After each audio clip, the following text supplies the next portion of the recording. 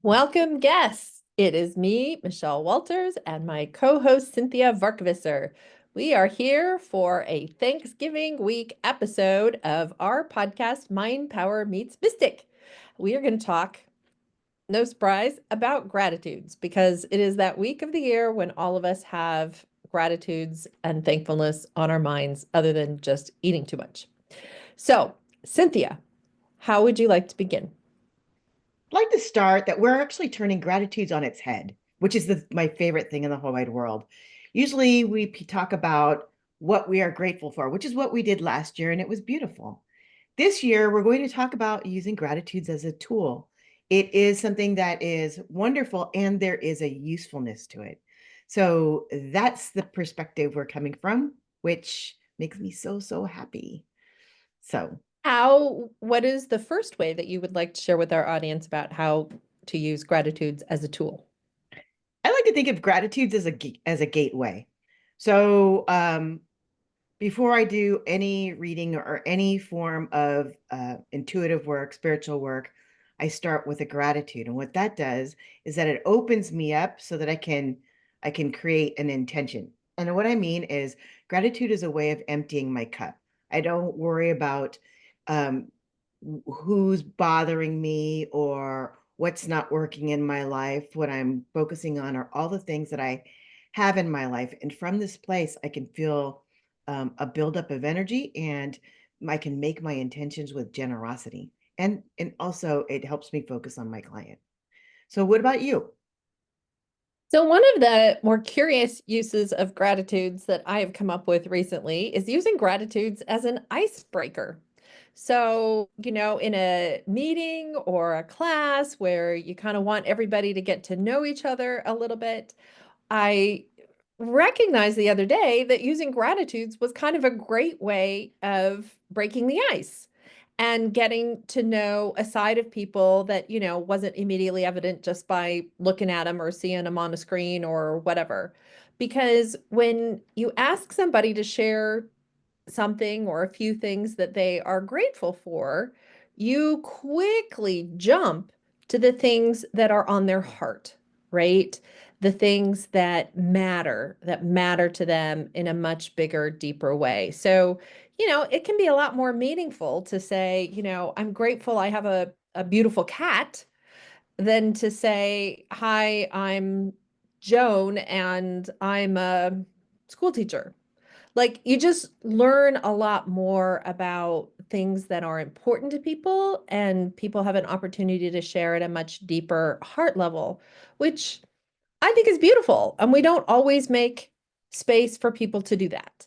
So, my tip for gratitudes in terms of how to use gratitudes as a tool is to look at how to use using gratitudes as an icebreaker for introducing new people.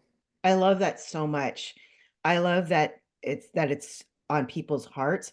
The way I look at it is it's so much easier for me to connect with someone heart to heart than it is trying to play that game you know, um, of introductions. Whatever, Just like you one-upsmanship, said. yeah, there's all kinds of other stuff that gets in there. But when you just talk about what you're grateful for, Right. Instant connection. Even if mhm, you're not grateful for the same thing, once someone goes into gratitude, then if I'm not in a place of gratitude, then I know I need to change my attitude. right. And if I'm in that space where I don't understand what they're grateful for, I can make a connection in a certain way for the thing that I'm grateful for. Right? You're grateful for your dog. I'm grateful for my cat. That kind of thing. Well, I Yeah. think you're grateful I'm for your grateful dog. I had a good dinner last night. I'm grateful, you learn something about what who that person is and what they like and what's important to them.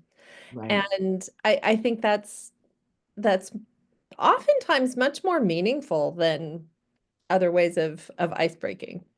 No, I agree. You're reminding me of certain classes I took where you're not really allowed to talk about what you do for a living, anything like that. You're bringing something else to the table. And at the end of the day, that's really what we care about, not about the other stuff. So bravo to you. That's brilliant. Okay, Cynthia, what's your next one? My next one. The next one I like to talk about is actually I forgot. You want to prompt me? How about your one, two, three? Yeah. One, two, three. I love doing this with I love doing this with my clients. It's not my favorite thing to do just because I'm a little bit more organic, but this is a great stepping stone. So, one, two, three. You only have to do one gratitude in the beginning. You just want to make sure it's heartfelt. Sometimes it's hard to be grateful. And I remember there were times when it's 10 gratitudes, and I'm like, grateful for a roof over my head, food in my belly, clothes on my, that's yes, I'm grateful for it, but it becomes it's not heartfelt. So it's one heartfelt gratitude. That was an amazing cup of coffee I had this morning. Or, right? Who doesn't love that first cup of coffee or that I first beverage, right? That first thing in your morning routine, your morning ritual. The second thing is from that space of gratitude, it's really much simpler to acknowledge people. So to acknowledge two people, that's your one and your two. And again, it comes from a place of sincerity. A lot of people I find are a little bit embarrassed to say things to strangers like, I love doing this now. I love that outfit. And I've seen other people do that too. Like, I want that jacket. And it's a great conversation starter, even if you don't want a conversation. And then the third is to reflect back on your day and be grateful for the three things that went well in your life. And if it didn't go well, that didn't go wrong, that we're okay. That at least didn't go wrong, right? Right. There are Right. Maybe certain everything fell apart after the coffee, but you can start there, right? I went home, I went to bed toasty, feeling toasty. That is a gratitude because there are people who aren't warm and toasty going to bed. Sorry, that's making me a little bit emotional. Second piece. But so that's the thing. So one, heartfelt gratitude, two, acknowledgments, and three, reflect back on three things that went well in your day. I love it. It's absolutely beautiful. I want to take just a quick moment to remind our listeners that you are listening to Mind Power Meets Mystic with me, Michelle Walters, and my podcast co-host, Cinthia Varkevisser. We are talking this week about gratitudes. Okay, I got another one. And this other one comes from my book.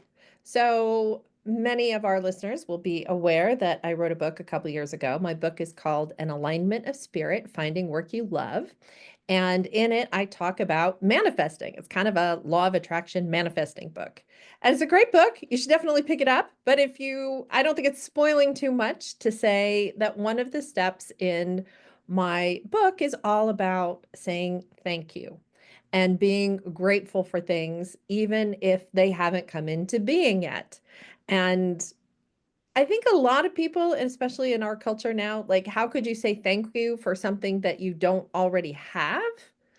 But if you can manage to suspend reality a little bit and be grateful for for some things that you are desiring to bring into your life, you kind of get this leapfrog effect of being able to bring that feeling, bring that desire into happening in a much speedier way than you can do if you can't manage to say thank you for things you don't already have yet. So my example comes from many, many years ago. I was married to my husband, Bruce, and Bruce was really sick and he needed a lung transplant. And I just kept up with this affirmation. Thank you, God, for Bruce's lung transplant. Thank you, God, for Bruce's lung transplant. Thank you, God, for Bruce's lung transplant. Months and months before the transplant came along. And I mean, I didn't tell very many people I was affirming this or believing this because they would have thought I was cuckoo because, there was risk involved in terms of Bruce getting his transplant. It wasn't a done deal, but I just decided to act like it was a done deal and affirm it and say thank you over and over again until that became my dominant thought. And when you can achieve this, it is a powerful force in bringing that thing that you are being thankful for into being. Do you have That's an like a example, double. Cinthia? I do, but I just want to say the thing I love about this is that's a double dose. One, it's a gratitude and intention in one statement. Yeah. Brilliant. Yeah. Absolutely It's kind brilliant. of, yeah, it's like a gratitude plus an affirmation, right? Right. All in one. That's All in one. it takes a lot. It takes a lot. But it's nice because you keep building on it, right? Hmm. Hmm. Yeah. Um, I like to use my gratitude as a tool to help me untangle my feelings. Um, when things get a little bit big and overwhelming, sometimes I like to just stop and think about the situation I'm in and then find the gratitude. So, if you took a listen to one of the previous podcasts about my brother's passing and obligations, there were a lot of times that I felt really overwhelmed and I didn't really know what to do. Like I said in the last podcast, what will I do with, my brother's body? I don't really know. I can go ahead and go back to the gratitudes. I'm so glad I was notified. I'm really grateful for the people who've been helping me along the way. And it does an untangling. So as I do my gratitudes, it makes space, and then I find resources like, oh, I can talk to this person and see if this can happen, or oh, so and so owes me a phone call. While we talk on the phone, I'm sure something will come up. What it does it brings things back to normal. It didn't make it any less overwhelming in the emotions of loss, but what it did is that it got me out of freezing so I could do the next thing, no matter how small it is. So, gratitude is a great untangler when there's a little bit or a lot of overwhelm. I completely agree. Sometimes that's the only thing that I can come up with to like calm myself down and take myself out of a place of high anxiety. Right, In moments of high anxiety, gratitude sometimes are kind of about the only thing, I'm grateful that there is earth under my feet. I'm right, grateful that I'm still standing. I'm grateful that I haven't lost my ability to reason. Like, right, and while these things sound kind of corny on a day when everything is going well, on a day when things are really hitting shit, the shitter, shitter, yep, they can bring a sense of peace and calm and relief right, that is hard to come by. right, right. The gratitudes for me, what it did is it got me out of judgment. Um, judgment's really kind of funny, and ego's kind of funny because when people think of judgment and ego, you automatically go to the bad soap operas and Mm. those things that I love to watch. Um, I do love to watch some of those things. And what will happen is like what I was telling you beforehand when I was thinking about my brother and in the way that he passed and uh where he was when he passed. I wasn't judging as in I thought he was a horrible human being. It's why couldn't have things been better for you? And then as I went through my gratitudes, I remembered what people said, which is that he wished to pass quickly, that he wished to pass with laughter, that he didn't have illness. And so I got to go into these gratitudes and I got out of judgment. I mean, his path was his path. And I don't know what his agreement was for this lifetime. And it helps me remember that that's none of my business. So that's the thing I like about gratitude as well. Yes, yes. Well, Cynthia, anything else we want to say we're grateful for? Or any other uses of gratitude as a tool? Yeah, I'm really grateful for ass kickings, you know? Okay. I'm grateful for ass kickings. And um, the reason I say that is we don't always have to learn our things painfully, but sometimes pain is a necessity in order for us to wake up and get going. And I don't know about you.